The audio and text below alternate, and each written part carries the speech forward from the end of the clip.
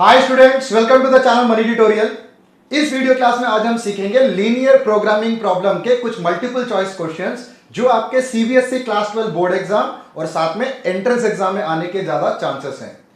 Questions को proceed करने से पहले मैं आपको थोड़ा सा 2-3 मिनट का टाइम लेना चाहता हूं कि सो दैट कि आपको बेसिक कंसेप्ट को थोड़ा सा क्लियर कर सकूं। इसके हेल्प से हम मल्टीपल चॉइस क्वेश्चन को बड़े इजीली आंसर अटेम्प्ट कर सकते हैं। कंसेप्ट देखो होता क्या है, लीनियर प्रोग्रामिंग में हमारे पास एक ऑब्जेक्टिव फंक्शंस होता है और कुछ सब्जेक्ट टू की कंडीशंस होती हैं।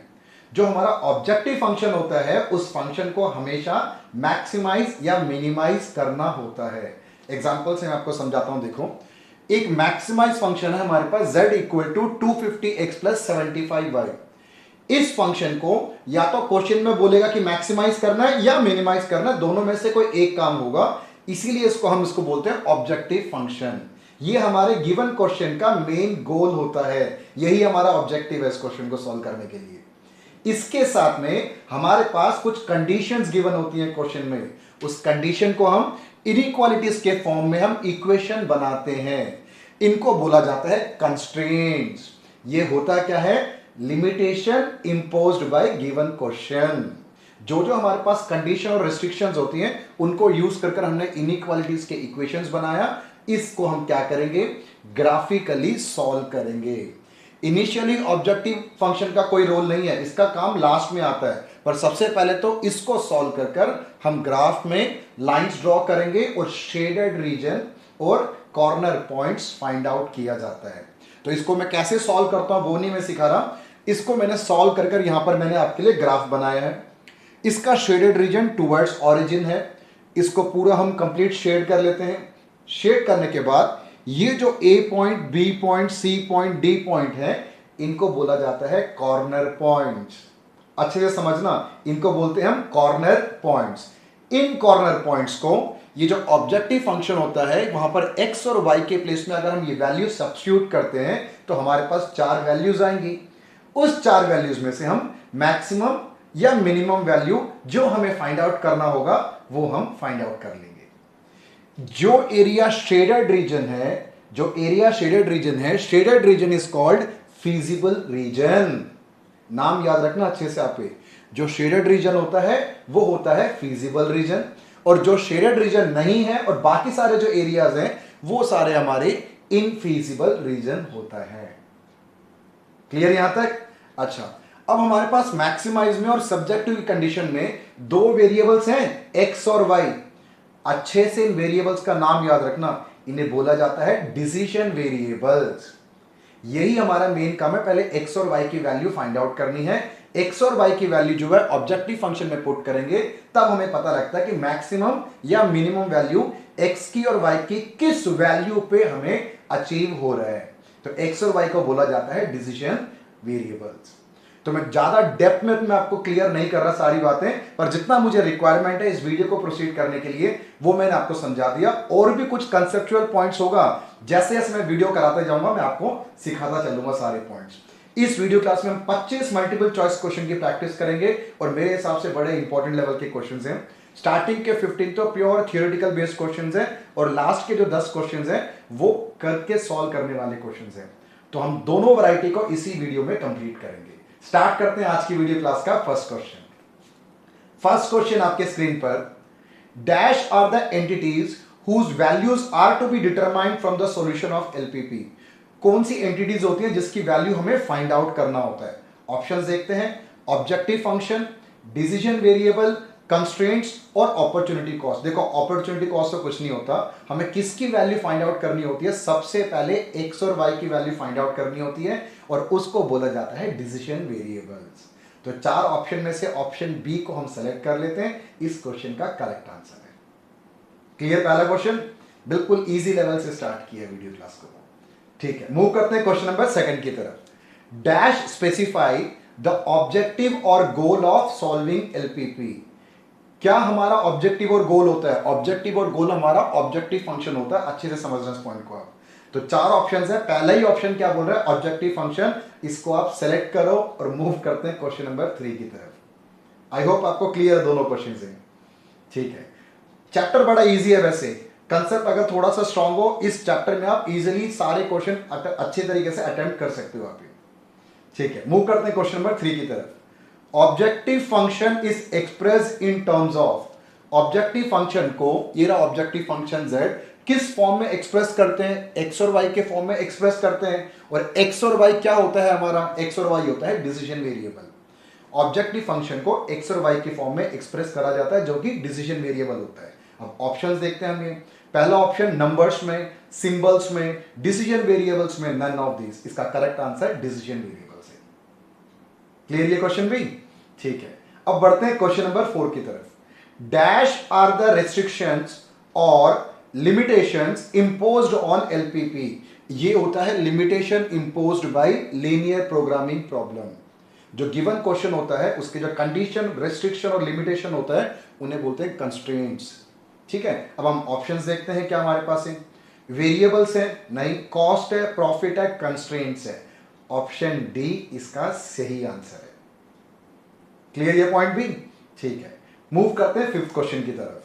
The region of feasible solution in linear programming problem graphical method is called. LPP में जो फीजिबल सॉल्यूशन होता है, ये जो है फीजिबल सॉल्यूशन, ये फीजिबल सॉल्यूशन क्या है? Infeasible region, unbounded region, infinite region और लास्ट है फीजिबल रीजन। ये जो पार्ट है इसको फीजिबल रीजन बोलते हैं। तो ऑप्शन डी इसका करेक्ट आंसर है। Number 6, when it is not possible to find the solution in LPP, it is called a case of। अगर हमें सॉल्यूशन नहीं मिल पा रहा, दैट मींस शेडेड रीजन कहीं है ही नहीं। जब कॉमन शेडेड रीजन नहीं होगा तो कहां से आंसर मिलेगा? हमें आंसर तो नहीं मिल पाएगा। तो उसको हम क्या बोलेंगे? उसको बोलेंगे अननोन सॉल्यूशन? नहीं, ऐसा कुछ नहीं है। Unbounded solution? ये भी नहीं है। इनफीजिबल सॉल्यूशन, ये करेक्ट आंसर है। प्रीवियस क्वेश्चन में जो कॉमन पॉइंट था, शेडेड रीजन था, वो क्या था? फीजिबल रीजन था। जहां कॉमन शेडेड रीजन नहीं मिलता वो हमारा इनफीजिबल सॉल्यूशन होता है। डी भी देख लेते हैं, इम्प्रॉपर सॉल्यूशन, वो भी नहीं है। तो इसका करेक्ट आंसर है ऑप्शन सी। क्लियर? ठीक है, अब मूव करते हैं क्वेश्चन नंबर 7 की तरफ। When a feasible region is such that the value of objective function can extend to infinity, it is called the case of. क्या क्वेश्चन कहना चाहता है वो? हमारे पास देखो यहां एक ग्राफ बनाता हूं, एक ग्राफ है और इसका जो शेडेड रीजन है वो अवे फ्रॉम ओरिजिन है, इस तरफ जा रहा है वो।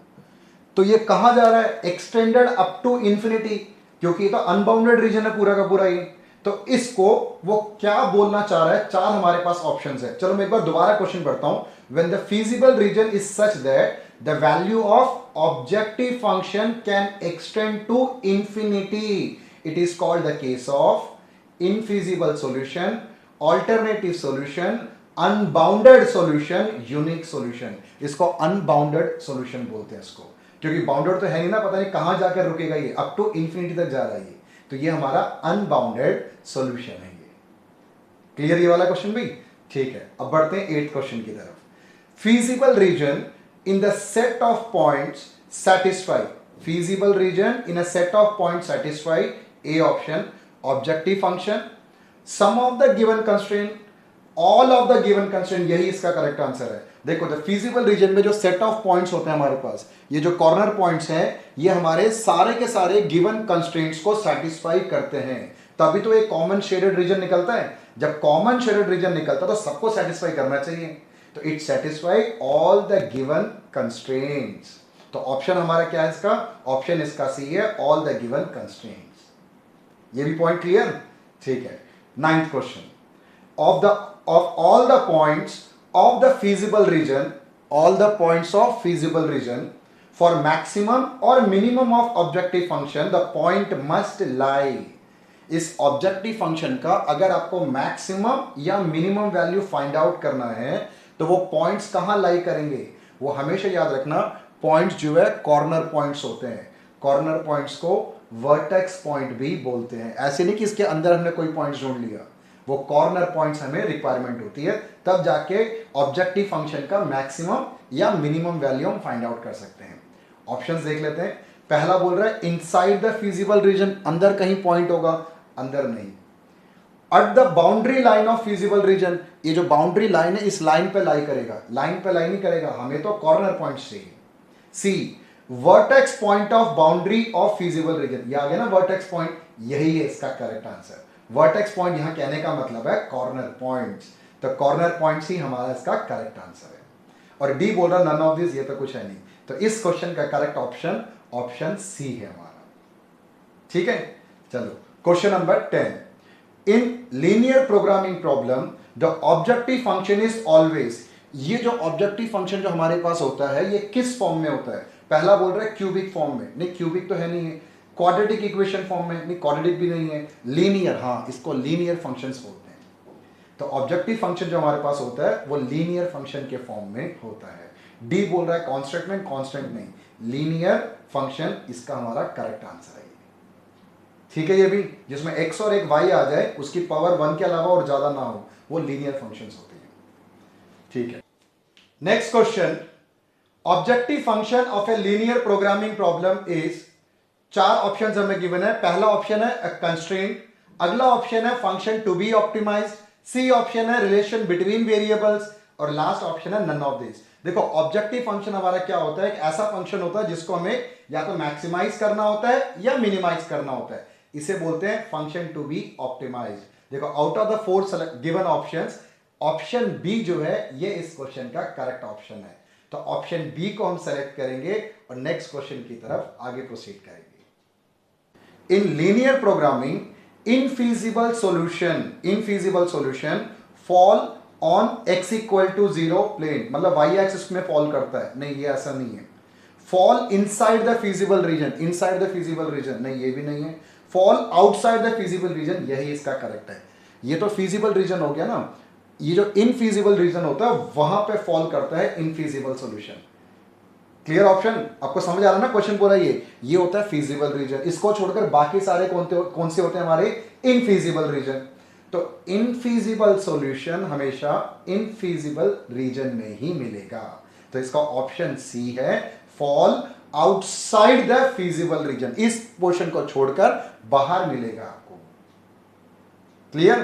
ठीक है, क्वेश्चन नंबर 13 में in LPP the function whose maximum और minimum are to be found are is called, एक फंक्शन जिसकी मैक्सिमम या मिनिमम वैल्यू जो फाइंड करना है, इसका करते हैं ना मैक्सिमम या मिनिमम वैल्यू फाइंड करना है ना, इस फंक्शन को क्या बोलते हैं? Objective function. तो ये क्वेश्चन एक हिसाब से दोबारा से रिपीट हो गया, पहले भी हमने किया था, पर ये मैंने क्वेश्चन पेपर में देखा है तो इसलिए इस तरीके से भी इसको पूछ सकते हैं। सारे क्वेश्चन बड़े इंपॉर्टेंट लेवल के क्वेश्चन हैं, एक भी क्वेश्चन मिस मत करना, 25 के 25 बहुत बढ़िया लेवल के क्वेश्चन हैं।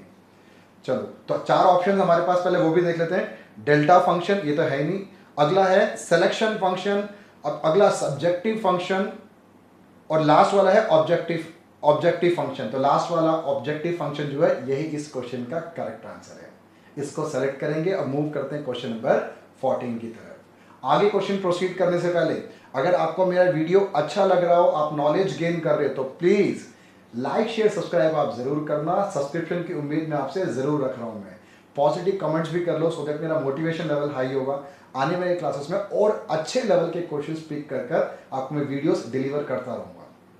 ठीक है, मूव करते हैं क्वेश्चन नंबर 14 की तरफ। 14 क्वेश्चन में अ linear programming optimal solution satisfy all the constraints only, सिर्फ कंस्ट्रेंट्स को सेटिस्फाई नहीं करता, वो ऑब्जेक्टिव फंक्शन को भी सेटिस्फाई करता है, ये भी ध्यान रखना।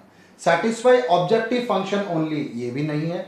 Satisfy all the constraints as well as objective function, ये इसका करेक्ट आंसर है। ठीक है, चलो आगे प्रोसीड करते हैं 15 की तरफ।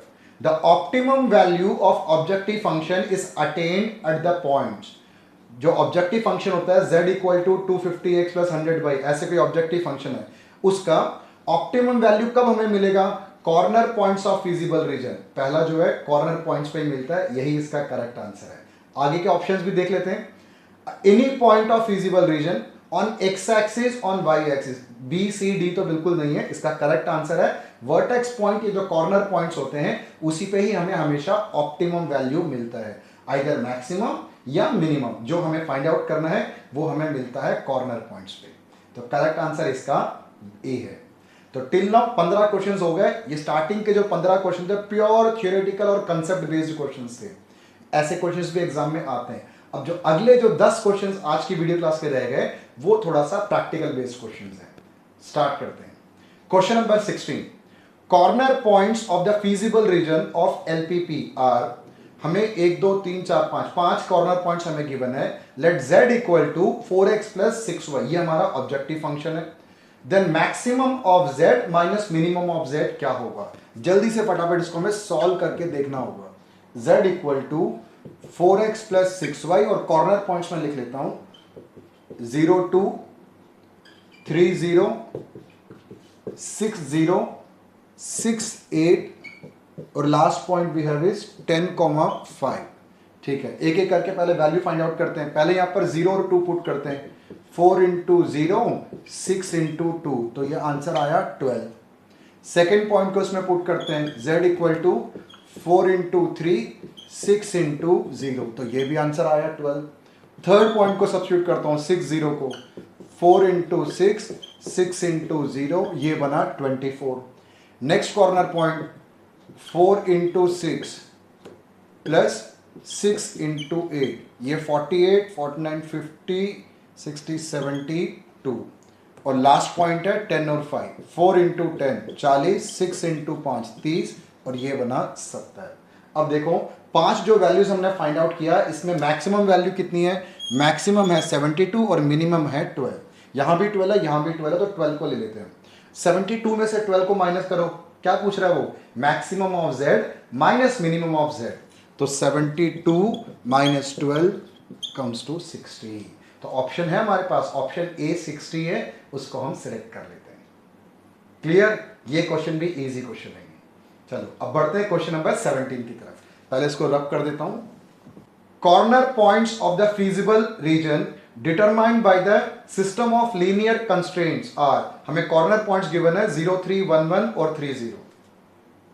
0 3 1 1 और 3 0, तीन कॉर्नर पॉइंट्स हमारे पास गिवन है। z equal to p x plus q y, z equal to p x plus q Y.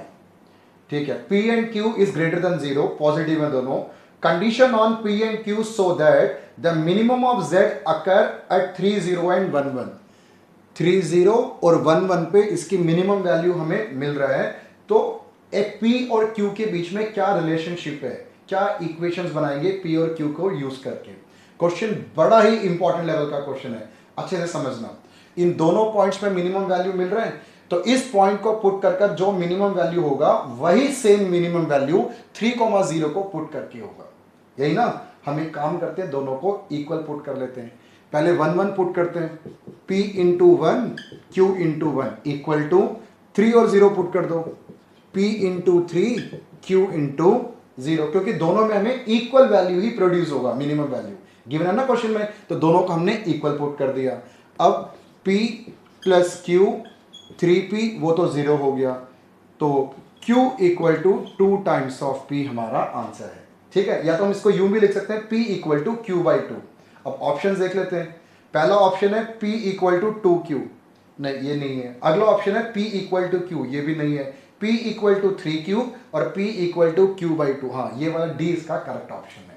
तो डी ऑप्शन को सेलेक्ट करते हैं और आगे प्रोसीड करते हैं। सही, इजी क्वेश्चन लगा आपको ये भी? ठीक है, क्वेश्चन बड़ा इंपॉर्टेंट लेवल का क्वेश्चन है। चलो मूव करते हैं क्वेश्चन नंबर 18 की तरफ। The objective function of LPP is, एक हमें ऑब्जेक्टिव फंक्शन गिवन है z equal to 3x1 plus 2x2 if x1 equal to 20 x2 equal to 30 what is the value of objective function.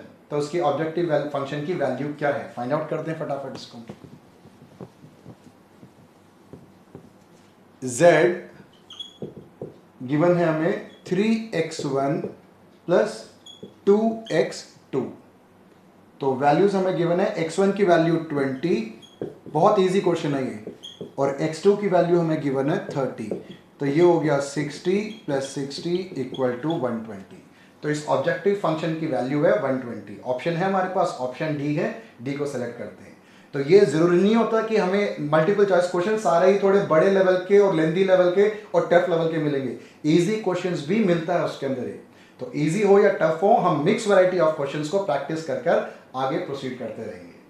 चलो अभी 18 question हो गया, move करते हैं question number 19 की तरफ। 19th क्वेश्चन में feasible region shaded for a LPP is shown in the figure, maximize z equal to 5x plus 7y। देखो आपके सामने मैंने फिगर बनाई है, क्वेश्चन में गिवन है आपके पास, स्क्रीन में नहीं है आपके पास, पर ये क्वेश्चन पेपर में ये क्वेश्चन गिवन होगा, फिगर आपको गिवन है। इस फिगर के आपको 3 कॉर्नर पॉइंट्स क्वेश्चन में गिवन है और z equal to 5x plus 7y।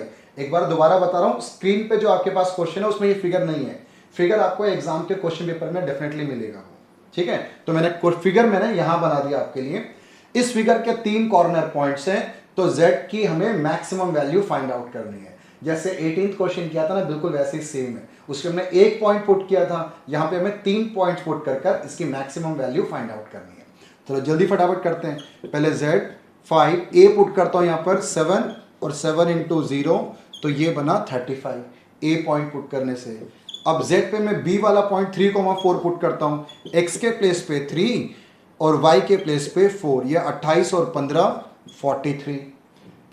अब c वाला पॉइंट पुट करते हैं 0,2, 5 इंटू 0 7 इंटू 2, तो ये बना 14। अब देखो इसकी मैक्सिमम वैल्यू कितनी है, इसकी मैक्सिमम वैल्यू है 43 when x equal to 3 and y equal to 4। तो 4 ऑप्शंस है, ऑप्शन सी 43 है, उसको सेलेक्ट करते हैं और आगे प्रोसीड करते हैं। क्लियर, ठीक है। अब question number 20, shape of feasible reason formed by the following constraint. हमें 4 कंस्ट्रेंट्स गिवन है, हमें उसका शेप फाइंड आउट करना है। क्या क्या ऑप्शन बता रहा है, नो फिजिबल सॉल्यूशन, कोई इसका आंसर ही नहीं है। ट्रायंगुलर रीजन में आ रहा है शेडेड रीजन, अनबाउंडेड सॉल्यूशन है, ट्रैपीजियम बन रहा है। चलो फाइंड आउट कर लेते हैं एक बार।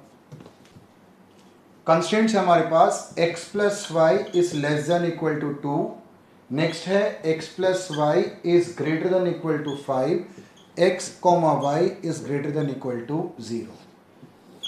0 1 2 3 4 5, 1 2 3 4 5। देखो सबसे पहले तो x plus y equal to 2 ले लेते हैं हम, तो इसका जो वैल्यू टेबल क्या बनेगा, वो x की वैल्यू 0 तो y 2 आएगा और y 0 तो x 2, यही आएगा ना। तो ये रहा 2 और यहां पर 2, एक लाइन ड्रॉ कर लेते हैं। x plus y is greater than equal to 5, अगर ऐसे ही x plus y equal to 5 लेंगे तो ये किस किस को कट करेगा, ये 5 को कट करता हुआ एक और लाइन बनेगा, वो x plus y equal to 5, x plus y equal to 2, दोनों के दोनों पैरेलल लाइन्स हैं। अब इनइक्वालिटी के साइन को देखो, x plus y is less than equal to 2, less than equal to 2।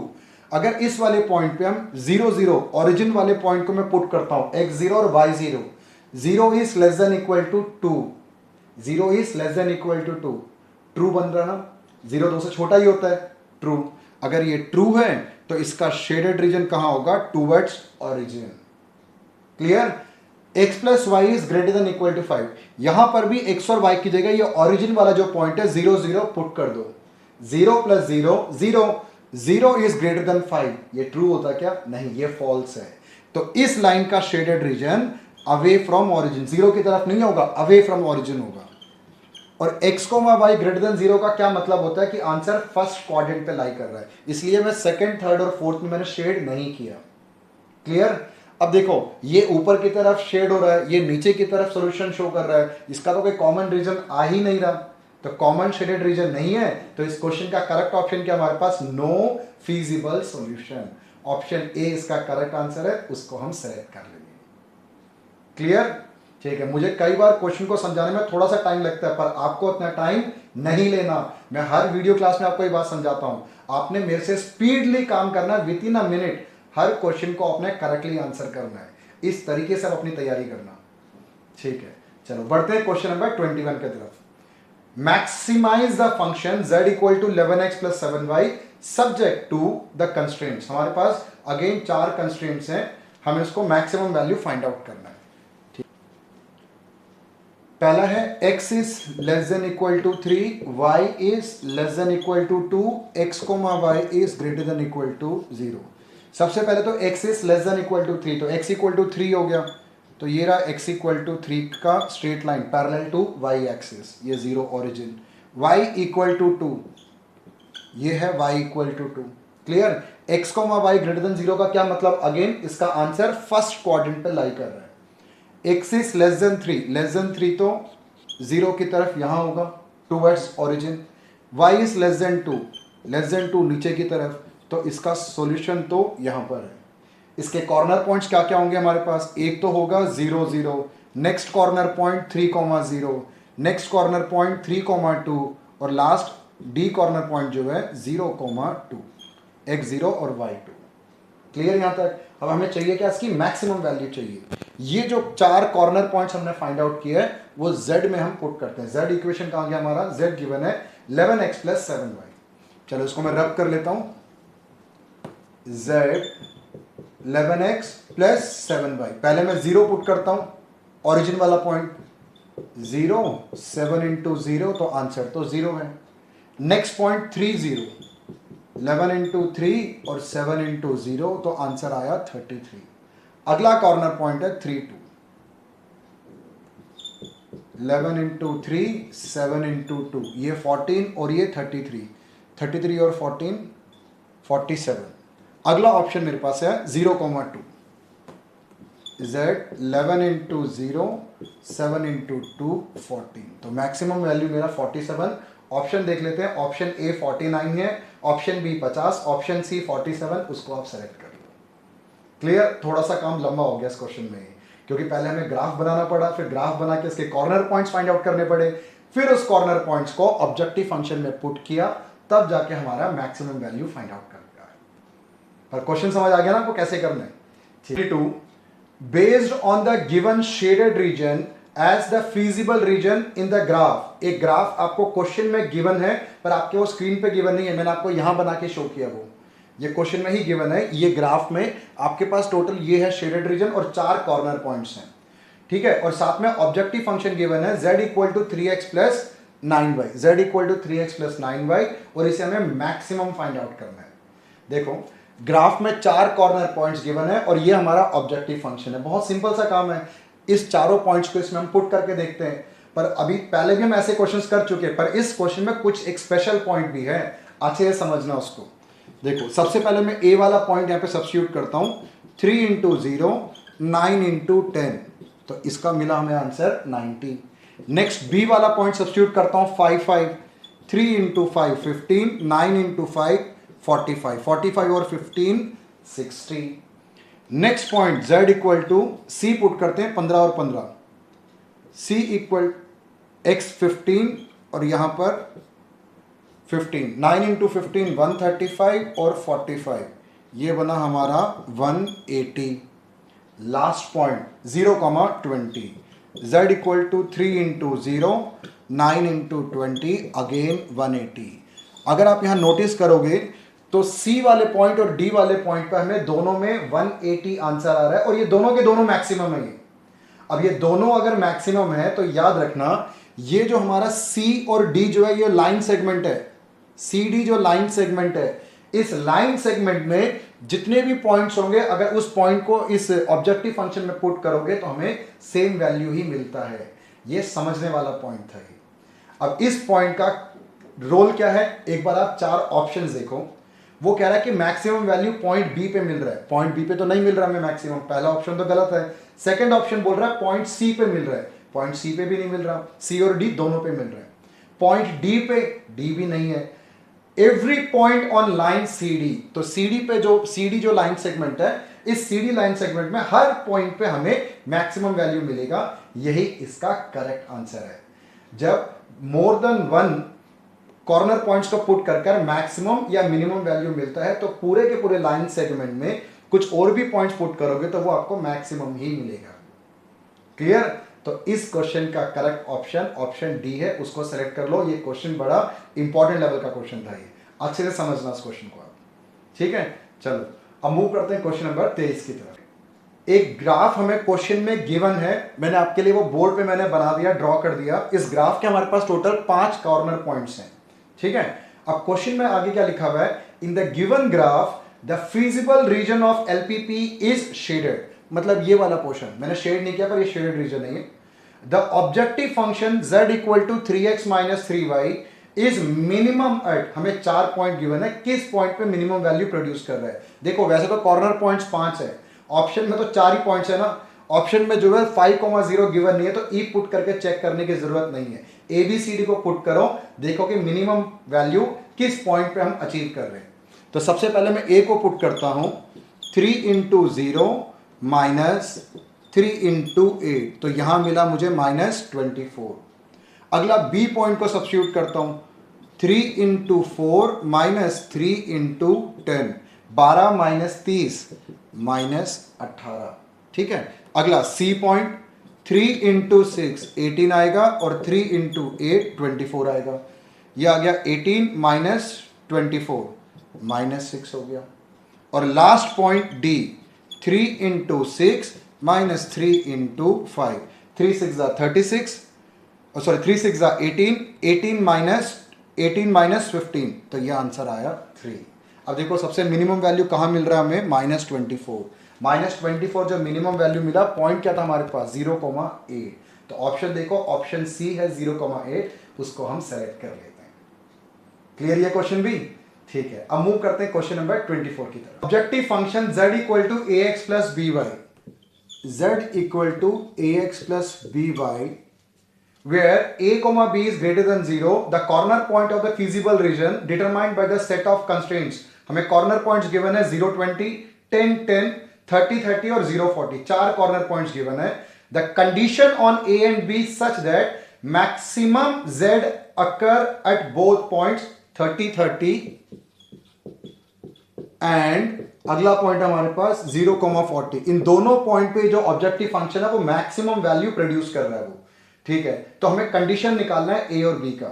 हमने कुछ क्वेश्चंस पहले हमने पी और क्यू के बीच में कंडीशन निकाला था, वो मिनिमम था, ये मैक्सिमम है, पर याद रखना करने का तरीका एग्जैक्टली बिल्कुल सेम है। क्या करेंगे, सबसे पहले इस इक्वेशन में एक्स और वाई की जगह 30 और 30 पुट करेंगे, और इक्वल टू में एक्स और वाई के प्लेस पे 0 और 40 पुट कर दो, क्योंकि ये पॉइंट और इस पॉइंट पे दोनों पे हमें सेम मैक्सिमम वैल्यू मिल रहा है हमें, तो सेम का मतलब है कि दोनों इक्वल पुट कर दो उसको। आप जल्दी से फटाफट इसकी कंडीशन निकाल देते हैं हम, 30a plus 30b equal to 40b, clear. 30b को ऑपोजिट साइड ले जाओ, 30a is equal to 10b, 0 cancel करो, 3a इक्वल टू b। अब ऑप्शन देखते हैं, b minus 3a equal to 0, b minus 3a equal to 0, बात खत्म। यही a जो ऑप्शन है यही इसका करेक्ट आंसर है। क्लियर, समझ आया आपको, ठीक है। अब इस वीडियो क्लास का बिल्कुल last question, question number 25।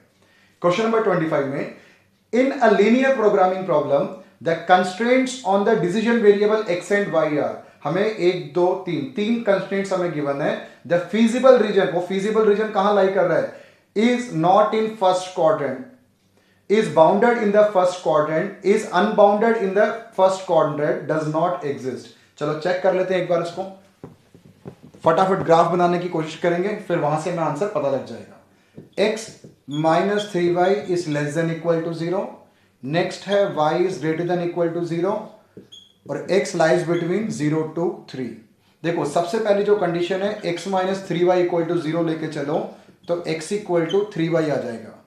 x equal to 3y हमेशा ओरिजिन को कट करता हुआ एक लाइन होता है, x इक्वल टू वाई हो, x equal to 3y, x equal to 10y, हमेशा ओरिजिन को कट करता हुआ एक लाइन बनेगा, स्ट्रेट लाइन। दूसरा y इक्वल टू 0 तो हमारा x एक्सिस होता है, x एक्सिस कोई y इक्वल टू 0, x की 0 ये तो हमारा y एक्सिस, और x equal to 3, x equal to 3, तो x जो है 0 और 3 के बीच में है, तो 0 और 3 के बीच में मतलब ये वाला portion. y is greater than 0, तो ये ऊपर की तरफ होगा, और यहां पर हम पुट करके चेक करते हैं, x minus 3y is less than equal to 0 है, ओरिजिन के बाद कोई एक पॉइंट ले लो 1, x की वैल्यू 1 और y की वैल्यू 0 पुट करके देखो एक बारी, -2 is less than equal to 0, और ये क्या आ गया हमारा, ये आ गया ट्रू। दैट मीन्स इस लाइन का जो शेडेड रीजन है वो नीचे की तरफ। ये कहां पर हमें सारे के सारे कॉमन एरिया दे रहा है, कॉमन एरिया मिल रहा है इस शेडेड रीजन पे। आई होप ये सारा आपको क्लियर है। अब कॉमन रीजन हमें मिल गया, शेडेड रीजन हमें मिल गया, अब हम फटाफट एक बार ऑप्शन देख लेते हैं दोबारा से। Option A, is not in first quadrant, नहीं ऑप्शन ए तो बिल्कुल गलत है, आंसर तो फर्स्ट क्वाड्रेंट में ही है। Is bounded in the first quadrant, बिल्कुल फर्स्ट क्वाड्रेंट में ही बाउंडेड है ये, तो ऑप्शन बी इसका करेक्ट आंसर है। सी और डी भी देख लेते हैं एक बार। Is unbounded in first quadrant, ये भी नहीं। डज नॉट एग्जिस्ट, एग्जिस्ट तो कर रहा है, बिल्कुल क्लियर है ये, तो ऑप्शन इसका बी है, बी को हम सेलेक्ट कर लेते हैं। तो लास्ट के जो क्वेश्चंस है ये सारे के सारे मैंने सीबीएसई का सैंपल पेपर और बोर्ड एग्जाम जो पेपर था सीबीएसई का वहां से पिक किया है। तो इस वीडियो क्लास में टोटल 25 क्वेश्चन हमने प्रैक्टिस कर लिया। आपने कोई भी क्वेश्चन मिस नहीं करना। साथ में आप मेरे चैनल पेज को जरूर विजिट करो। मैथमेटिक्स से रिलेटेड, अकाउंटेंसी से रिलेटेड सारे के सारे आपको रिलेवेंट वीडियोस आपको अवेलेबल हैं। अच्छे से आप अपने एग्जाम की तैयारी करो। All the very best. मैं मिलता हूं आपसे अब नेक्स्ट वीडियो में कुछ नए क्वेश्चंस और कुछ नया टॉपिक और कंसेप्ट लेकर। तब तक आप प्रैक्टिस करते रहे और खुश रहो।